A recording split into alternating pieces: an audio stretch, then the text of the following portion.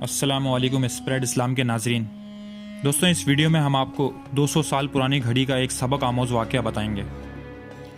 ایک باپ نے مرنے سے پہلے اپنے بیٹے کو کہا کہ وہ یہ گھڑی جو آپ کے دادا نے دی ہے یہ 200 سال سے زیادہ پرانی ہے، لیکن اس سے پہلے کہ میں آپ کو یہ گھڑی دوں آپ پہلے گھڑی کی دکان پر جاؤ اور اس سے گھڑی کا ریٹ پوچھو، کیونکہ میں چاہتا ہوں اس کو بیچ دیں اور دیکھیں کہ یہ کتنے کی ہے۔ وہ گیا اور پھر اپنے والد کے پاس واپس آیا اور کہا گھڑی بنانے والے نے $5 ریٹ لگایا ہے۔ والد نے اس سے کہا میوزیم جا کر وہ گھڑی دکھائے۔ وہ پھر واپس آیا اور اپنے والد سے کہا انہوں نے مجھے $10 ریٹ کی پیشکش کی ہے۔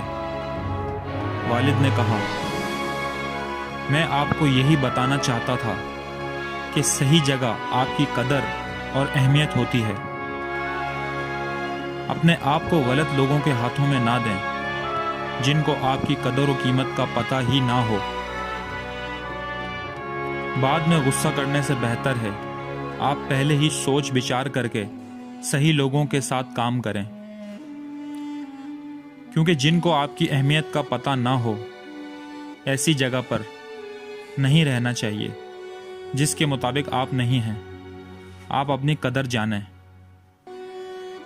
دوستوں، ویڈیو کو لائک کریں، چینل کو سبسکرائب کریں۔